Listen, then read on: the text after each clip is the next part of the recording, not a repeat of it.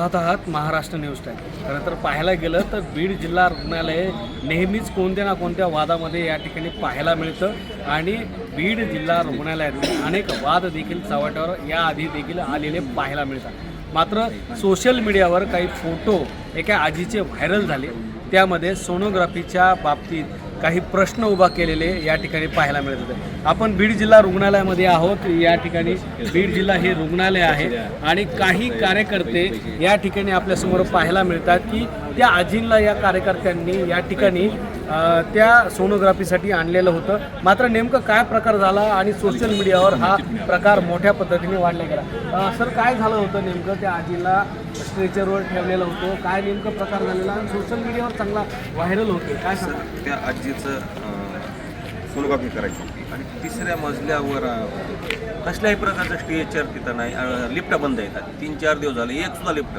सुरू नाही। तर आम्ही त्या आजीला तिसऱ्या मजल्यावरून उचलून आम्ही तिघांनी खाली आणलं। तर एक सुद्धा तिथं वार्ड बॉय नाही, तो कुणीच नव्हतं तिथे। त्यानंतर खाली आणल्यानंतर 5:45 वाजता खाली आणलं आणि आमच्या समोर त्या सिस्टरनी त्या आजी खाली झोपल्याता दरवाजासमोर, आमच्या समोर लॉक केला। त्यांना म्हणतो आम्ही आणखी 6 वाजले नाही, 5:45 झाले, आजीची सोनोग्राफी करा। तिने कसल्याही प्रकारची आम्हाला दाद दिली नाही, माझा वेळ संपला, मी निघून चालले, तुम्हाला काय करायची ती करा, हे भाषेमध्ये आवडच्या भाषेमध्ये आम्हाला बोलले आणि अक्षरशः लॉक लावून त्या करत होत्या, एवढत होत्या आजी, कसलंही लक्ष न देता ते निघून गेले। अशा प्रकारे इतर वेळी या ठिकाणी जे नियम अटी वगैरे सांगितले जात आहे, मात्र पेशंट बाबतीत नियम अटी असे वापरले जातात का? अत्यंत बेजबाबदारपणा या सिव्हिल हॉस्पिटलमध्ये सुरू आहे। डॉक्टरांनी 3 वेळेस भेट द्यायला पाहिजे होता, वॉर्ड बाय वॉर्डमध्ये नाही, सिस्टर टायमाला काम करत नाही, पूर्ण 100% दुर्लक्ष आहे। सिव्हिल सर्जन साहेबाला विनंती आहे की ही सर्व घडी व्यवस्थित नवीन आहेत, परंतु ही सर्व घडी व्यवस्थित बसावं। पालकमंत्र्यांना सुद्धा आमची मागणी आहे की हे जे बेजबाबदारपणा आहे, बीड हॉस्पिटल म्हणजे जितका बेजबाबदारपणा झालेला आहे तो लवकरात लवकर संपुष्टात आणून ती इथली घडी व्यवस्थित बसावं अशी मागणी आहे। मात्र यामध्ये त्या आजीचं आत्तापर्यंत ट्रीटमेंट कोणी त्या आजीला काही ट्रीटमेंट दिली आहे का? सोनोग्राफी बाबतीत कोणते डॉक्टर या ठिकाणी हजर झालेत का? आम्ही पाठपुरावा केला, CS ला कॉल केला, त्यानंतर 2 तासानंतर एक मॅडम आल्या आणि सोनोग्राफी केली आणि 2 तासानंतर परत सुद्धा आम्हीच तिघांनीच तिसऱ्या मजल्यावर आम्ही तिघांनी उचलून स्ट्रेचरमध्ये उचलून नेलं। वॉर्ड बॉय नाही, कोणीच नाही या ठिकाणी। 2 तास त्या आजी त्याच ठिकाणी होत्या? 2 तास त्याच ठिकाणी होते अक्षरशः। नक्कीच पाहायला गेलं तर 2 तास जर या ठिकाणी जर एखाद्या पेशंटला तात्काळ उभा राहावं लागत असं, सामाजिक कार्यकर्ते त्यासाठी तुम्ही धावून आलेला आहात त्या आजीसाठी।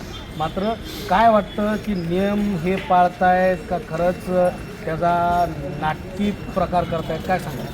नाही, याला नियम पाळणं कसं म्हणायचं मला सांगा? तुमची 6ला ड्युटी संपती, तुम्ही 6ला जा ना।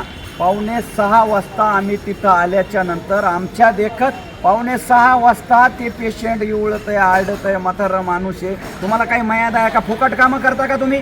5:45 वाजता कुलूप लावताय आणि जाताय आणि मग आम्ही एवढा आडावाडा करून सोशल मीडियाला टाकून सिव्हिल सर्जनला फोन लावून 2 तास त्या आजी त्या तुमच्या सोनोग्राफीच्या रूमसमोर पडलेल्या आणि 2 तासांनी येऊन मग तुम्ही आम्ही एवढा सगळा गाजावाजा केल्याच्या नंतर करताय। कदाचित आम्ही जर तिथं नसतो तर रात्रभर पुन्हा तिथंच मग कसं जायचं होतं?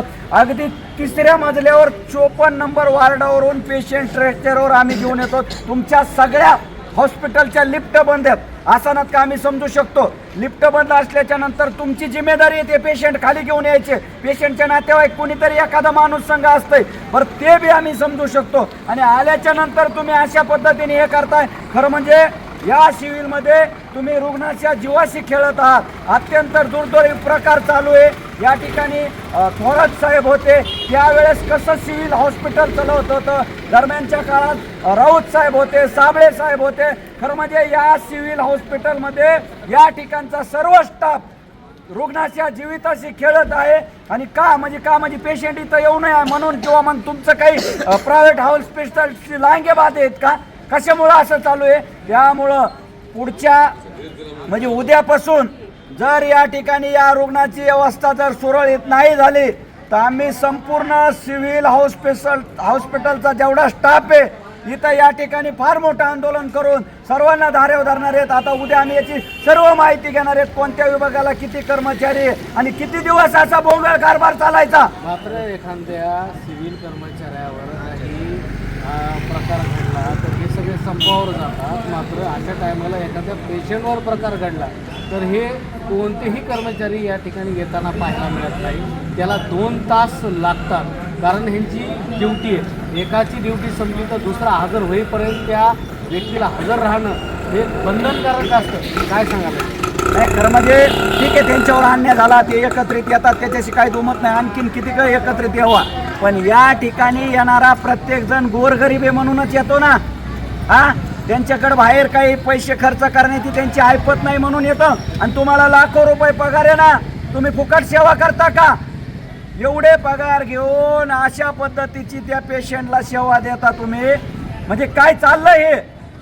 त्यामुळं जिल्ह्याचे पालकमंत्री दादाचा वादा, कधी सिव्हिल हॉस्पिटलकडे पहा जरा, आमच्या गोरगरिबाचे काय हाल आहेत की तुम्ही कधीतरी 2-4 महिन्याला येतात, मग ते तुमचा लवाजमा तेवढ्याच पुरता सज्ज होतो का? या ठिकाणी जरा पहा तुम्ही गोरगरिबाचे काय हाल आहेत. दादा तुम्ही पालकमंत्री आहेत आणि या महाराष्ट्राचे आरोग्यमंत्री प्रकाशजी आंबेडकर साहेब यांनाही आम्ही बोलणार आहेत, विचारणार आहेत की हे बीडचं सिव्हिल हॉस्पिटल हे माणसाला नीट करण्यासाठी नसून त्यांची हेळसांड करण्यासाठी तुम्ही इथं हे सगळं लवाजमा उभा केला आहे का? अशा पद्धतीचं त्यांना आपल्या माध्यमातून आम्ही विचारणार आहोत. नक्कीच पाहायला गेलं तर एकंदरीत हा सगळा आक्रोश या ठिकाणी पाहायला मिळतोय आणि आक्रोशामध्ये पेशंटची जी जबाबदारी आहे ह्या सिव्हिल हॉस्पिटलची असते. पेशंट जर सिव्हिल हॉस्पिटलमध्ये आला तर त्याची सगळी जबाबदारी हे सिव्हिल हॉस्पिटलचे कर्मचारी सांभाळतात.